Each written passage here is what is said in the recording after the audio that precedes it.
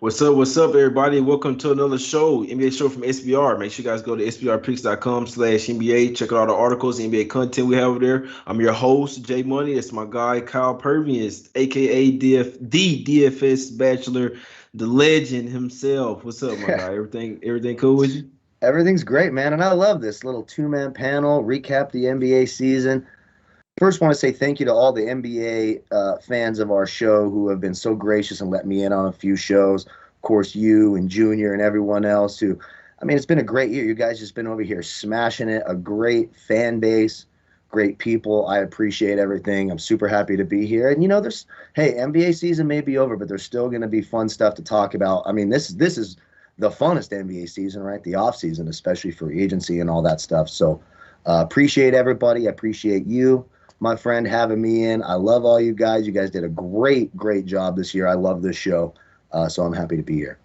Appreciate you, my guy. We know Kyle does everything for SBR. He does MLB, he does NBA, he does NFL. So my guy is a jack of all trades for sure. Today we're gonna be recapping the finals and just talking, you know what I'm saying, about the season, what we think about some of the injuries and stuff, and maybe even get to a few free agents. Looking at a couple unrestricted free agents, we're gonna see what they might do. And even Dame Lillard looking like he may not want to play in Portland anymore. So we'll talk about that, my guys. But yeah. Kyle, we definitely got to have you on some shows next year, man. I want to, you know what I'm saying? We might have to have you on there. I know you do everything, but I might need you on the show. You know, anytime the bell rings, I'm in. If I can physically make it happen, I'm in 100% every time. Yeah. You know that. Because you have me looking at it a different way. Like, I really hate betting props, but you have me looking towards somewhere. It's like, hey, some of them props come through damn near by halftime. And it's like, if you really read it well, it's an easy cash, man. So I appreciate you there. I'm always looking to learn more. Never really feel like I know everything or something. You know what I'm saying? I'm always trying to get better, and I'm just glad we added you to the team, Kyle. But let's talk about this. Obviously, the Bucks, they ended it. Hey, they went down 0-2 quick, right? Went down 0-2. It was looking like the Suns were going to take it rather easily. Some people even thinking sweep. And then the Bucks, they fought back game 3. We know game 4 was a comeback win, but games 5 and 6, they pretty much they figured something out late in the series. And this get game 6 as well. Giannis going for 50 points, 14 rebounds. Would he have 5 blocks as well? So I had Suns +5 to close out the season. Would have been nice if they could have just lost by 4. They would have been perfect. But I'm just glad that the Bucks won the championship. I've been rooting for them for a while. What you think about that one, Kyle? Well, first of all, I have to eat crow because I sat around, especially after the Suns got up 2-0, and I talked about how dumb of a coach Budenholzer was, how one-dimensional Giannis was. And they just took my foot and shoved it right down my throat and had me shitting out my toenails. I mean, bottom line, that's what happened.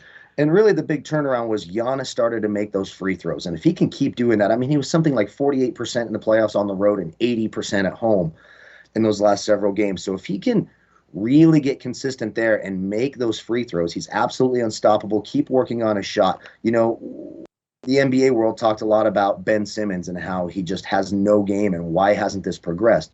You can tell Giannis has put in the work. He's a better three-point shooter. He's a better perimeter player. He's getting better at the free throw line. He wasn't scared of the moment like Ben Simmons was.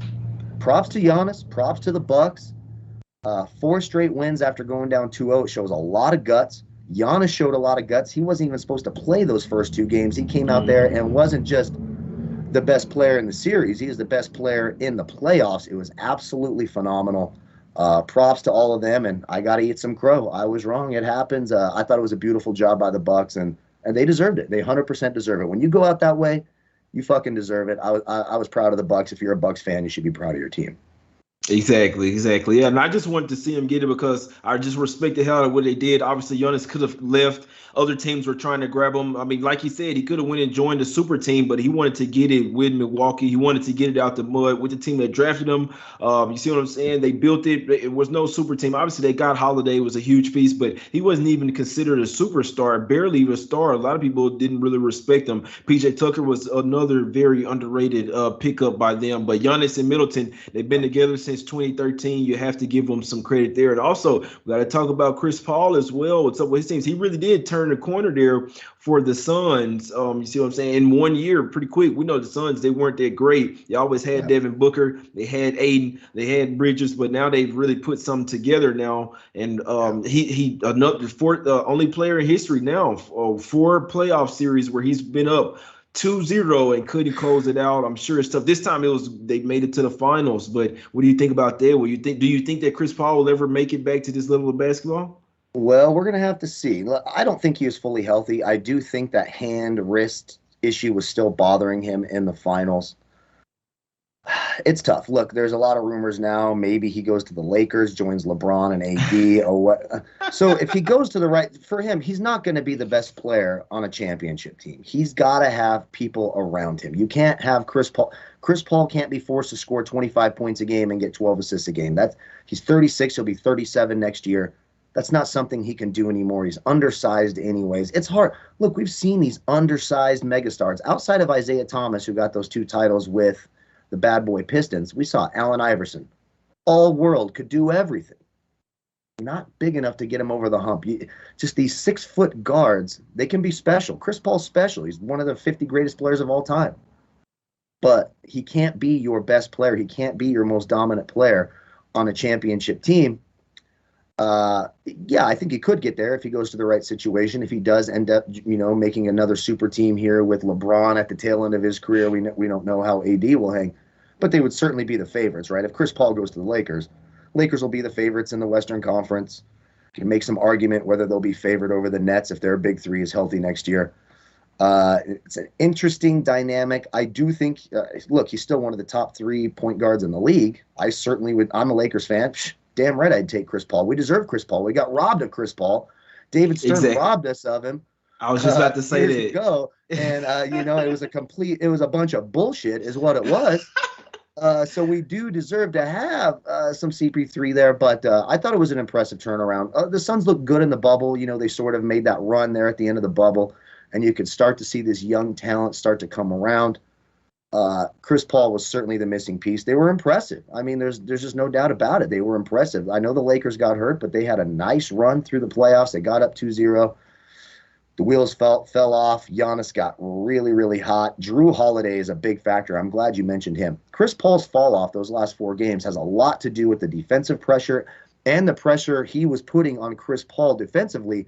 We're talking about a guy who's going 25-12, 25-14 every night. Jrue Holiday was absolutely a massive addition over Eric Bledsoe, and I think he deserves a lot of credit for the Bucks winning it. But yeah, I could see Chris Paul back. Just has to be the right situation. Exactly. Yeah, I respect the hell out of Jrue Holiday and Giannis because we don't really see 2-way players like that anymore in this league. I respect it. I like Devin Booker, all these guys, but they're just not that locked in on the defensive end of the floor, and they're not guarding the best player on the other side. Guys like Holiday are expected to score points and do that defensively. They don't get enough credit, and it's so crazy because the league is – I'm not going to go on a soapbox, but the league has come to where we have to praise the guys that play both ways. When it's really a 2-way sport, like you're supposed to play defense, and in all honesty, so we're gonna talk about hey, Chris Paul maybe going to the Lakers because in all honesty, I do think that it's time. We know that he's boys with LeBron. It's tough. LeBron had to go Game 5 and see his guy get done like that, but we know they vetoed the trade before. I think that's when Bryant was still there, right? I'm pretty sure when Kobe was still there trying to do Kobe and Chris Paul. So I think the guy could accept to stay with the Suns to get $44 million.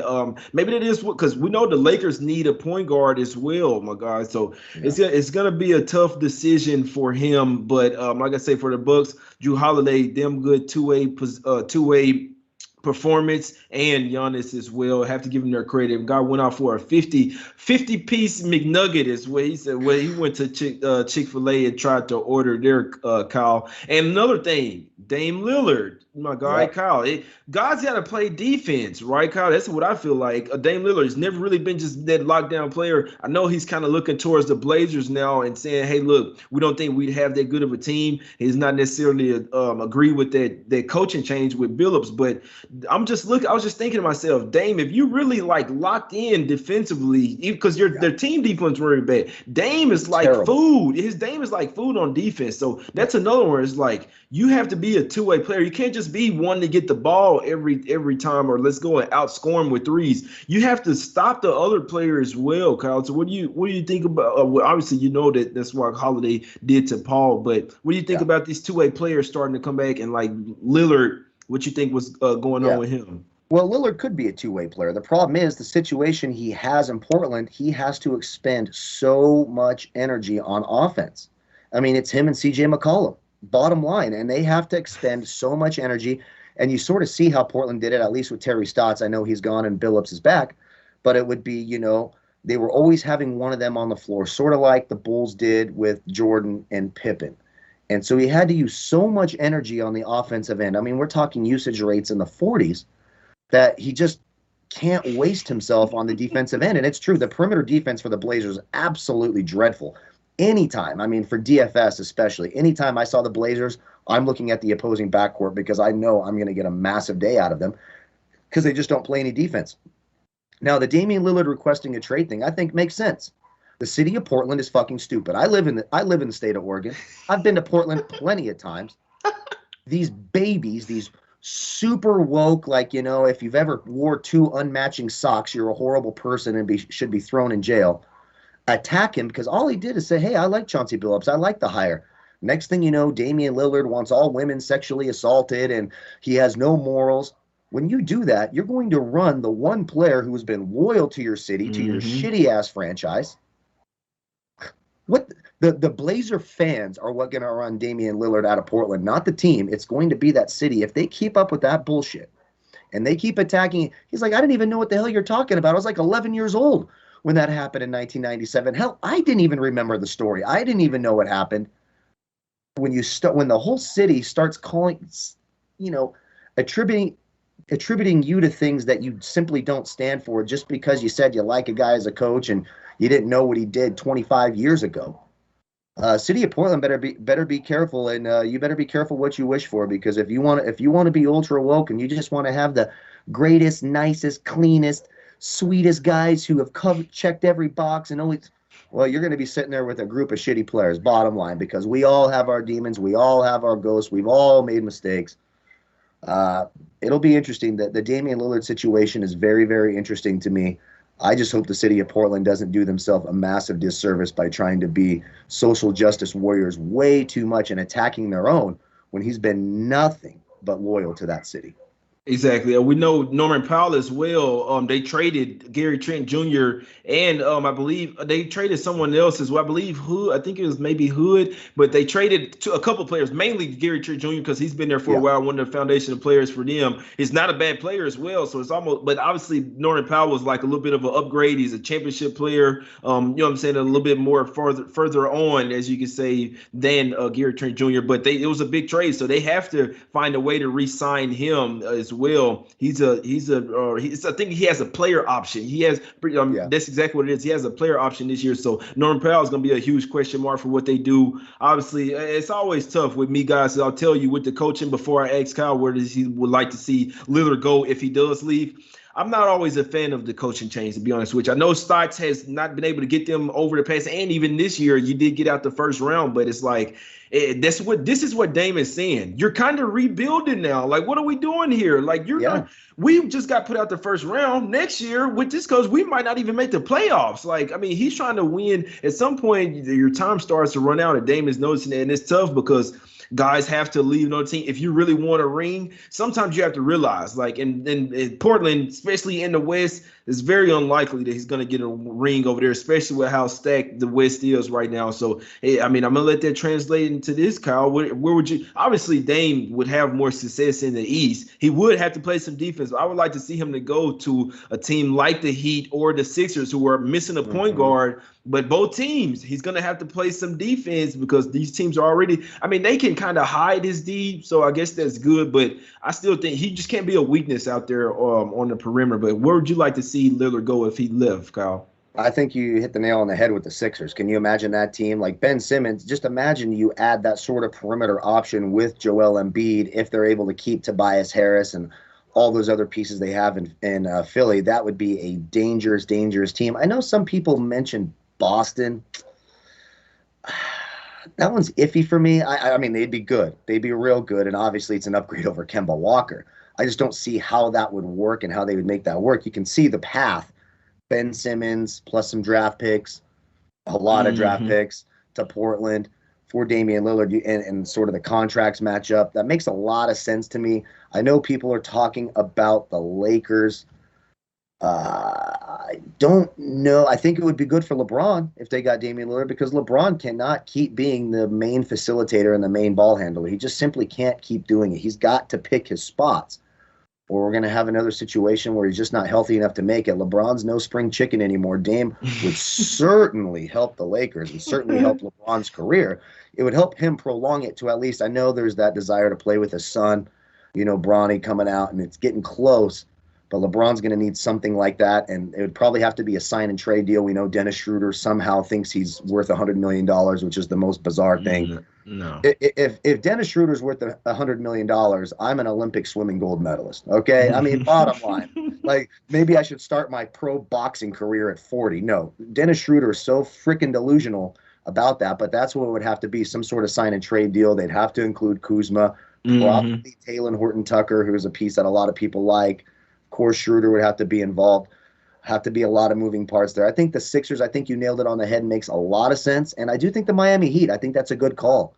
That makes a lot of sense as well. Of course, Miami still would need a little bit more help in that front court. Bam, a little undersized just to be the main guy banging in there. He can do a lot of things. I think you'd still be one piece away from them beating the Nets. But, yeah, I think the Sixers, for me, the Sixers stand out like a sore thumb. It makes a ton of sense. Yeah, Lillard and Embiid, in my opinion, I think that would be well, in my opinion. You know what I'm saying? You still have Harris over there. Yeah, they're getting rid of Simmons. I can tell you that for sure. Simmons is going. I think that Lillard will likely leave. And CP3, I think that if they're going to get a point guard, if the Lakers are going to get a point guard, I could see it being CP3, because I mean they'll likely be able to give him some money. And what CP3 is looking at, he wants like a 3-year contract or some little longevity. He wants to, just in case he gets hurt or some shit like that. He wants like a 3-year contract, my guys. So it's gonna be a damn good season. I can't wait for this off season to see what happens. Some moves made. A lot of new coaches out there, guys. Like I say, sometimes. I'm not saying Stotts was a terrible coach, but maybe, I don't know, maybe the Blazers may not be, obviously with his names. I don't know, man. We're going to see, my guys. The Pacers, they got Carlisle, you know what I'm saying? Then my Mavs, we went with kids, so I'm not even sure, we may not even be as good. Like I always say, you're getting rid of a championship coach to bring in a new guy. The grass is not always greener on the other side, Kyle. We're about to wrap it up. We just, you know what I'm saying, hey, recapping the finals, season recaps, all type of injuries. One last thing, Kyle, what do you think about the few little injuries not gonna say little, but injuries that we had in the playoffs, about LeBron saying, hey, we start the season back too quick, Kyle? Yeah, well, when you dig deeper into those injuries, it's not these soft tissue. These are injuries that were going to happen anyways. I will say this, and I've been preaching this for years. The NBA has got to get rid of the back-to-backs. I don't care if that means you shorten it to a 60-game regular season, do a playoff, play-in tournament, and then do the playoffs. But I don't know about you. It's hard for me to turn the NBA on and watch these games night in and night out. You constantly have superstars resting on back-to-backs. It's not good for the players. I don't know why the NBA insists on doing this. Oh, how hard is it to cap a game when a team's on a back-to-back? It almost makes it impossible. The betting public doesn't like it. The viewing public doesn't like it. The players don't like it. The coaches don't like it. The only people that seem to like it are these greedy sons of bitches in the executive office of the NBA. You get rid of those back-to-backs. You take away, first of all, the talking points. They no longer can blame the league for these injuries. Of course, we knew we were going to see some stuff. The Heat and the Lakers had the shortest turnaround between offseason and start of season of any team in NBA history. Obviously, we were dealing with COVID, and it was special circumstances.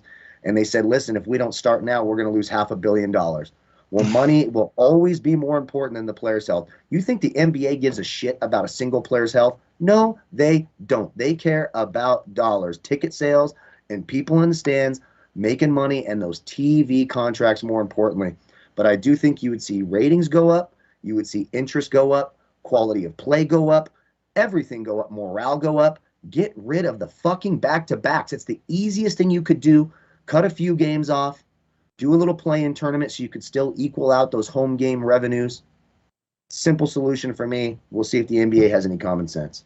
Yep, that's it right there. Better quality of play. That's the only thing you can ask for there, my guy. If you get better quality of play, everything else will fall in place there, Kyle. So it was well said by you. Unfortunately, guys do get injured, but we saw more than ever in these playoffs. Everybody's pretty much going down. Guys are starting to run out of gas, and we know the league is starting to get a lot more younger, but there's still some old guys. You know what I'm saying? When you start to get up there 30s, you're not young anymore. And one thing about that, not to harp on or cut you off, but like a guy like Kawhi Leonard, right? Like, oh, I'm injured. Kawhi, you're injured because your body's not ready. You sat out every back-to-back. Sometimes you would sit out 2 days in a row. You are such a little mental bitch that you don't go to work and do your job. You play 30 games a year. You take 4 days off between games, and you think, oh, yeah, I'm going to play every other day in the playoffs. Of course you're going to get hurt because you need to get your body ready. You're not ready to play because you sit out all the time when it's bingo night with your grandma. So no, the schedule was not why Kawhi got hurt, because that dude is babied more than a baby. I don't know what else to say. The players, if they get in a routine where they're not playing the back-to-backs and they're doing the regular schedule and they play every game, their bodies will be ready. I think a lot of that load management, being soft. Can you imagine Michael Jordan saying load management? Get the hell out of here. Exactly. Yeah, that was basketball. That was real basketball. Sonics. Bring the Sonics back too. I like to see Seattle get a. Why do we need the Orlando Magic? If they're going to release Kim Birch because he's too good of a player, Kim Birch is too good for their tanking purposes. You don't get a basketball team. Let's get the Super Sonics back. I'd much rather have the Sonics than the Magic. Stupid Grizzlies. Get the team out of Canada. If Canada's not going to let our players travel up there and not let the team play up there, goodbye. You don't get a fucking team in Canada anymore. We're going back to Seattle. A lot of things the NBA could do. If I was the NBA czar, shit would be getting crazy and that league would be changing. It's probably why I'm not. So there you go. Man, I think it's just simple enough to let the Thunder go back to West Coast. With this shit they pulled last season, that's not even there. You just turn them into a D League team, man, and let Seattle have them back, my guy. That's what I feel like. After that shit they pulled last year, stop all that, man. That is not, I don't think I'll ever be able to respect them as an NBA team again as well, man. No. But it was a damn good season. Hey, it'll be interesting what the Rockets look like next season. Damn, they sent Kemba Walker to the Thunder. Be interesting to see how that pans out as well. I guarantee you he doesn't want to stay there, man. He'll play 12 games next year. He'll play 12 fucking games next year. He's gonna choose to get knee surgery. Yeah, I can see that. Oopsie. You know what? October 1st, I'm getting knee surgery. Yeah, I hurt my knee in the off season, man. I need surgery, and I'm chilling at the house. I need my paycheck though. That's right. Of course, everyone wants to get paid without working, right? Right? We know that very well, don't we? I mean, what I'm supposed to say? People love to get paid without working. My God, Kyle, man, always working. I always love to have you on the show, man. We definitely got to have you more on the show next 100%. Season, Kyle. Hey, any last words? You know what I'm saying? You didn't say before we wrap this NBA season up, my guy. Well, congratulations to all the Bucks fans out there. Yes, I will eat my crow. I know I gave you shit all year. I hate teams from Wisconsin, so there you go. Eat the crow. Enjoy that. Appreciate you, Jay. You guys always having me on. I love that. Of course, anytime the phone rings, I will be here and available. Shout out to all you SBR NBA fans. We appreciate you. Maybe you're just NBA guys. Want to come check out some MLB, some NFL. We do shows every single day. We'll be over there giving out winners, having some fun. So be sure to check us out. Appreciate you guys. I hope you have a great off season. It's a few short months. It goes quick. Love you all. Appreciate you being here. And make sure you subscribe to the channel down there and check out sbrpicks.com. Yes, sir. Appreciate everybody for being here, man. Like Kyle say, go and check him out, man. He does baseball, doing props, he doing football as well, man. Him and Dunny. So go and check them boys out. All the SBR material that we have, go to sbrpicks.com/NBA or /NFL/NBA. or MLB. All types of articles over there, my guys. Go and check us out. Appreciate everybody for tuning in. That's my guy Kyle Purviance, aka DFS Bachelor from All Sports, and I'm your host. Jay Money is Money, man. Appreciate y'all for watching. We will be back next season. Go on.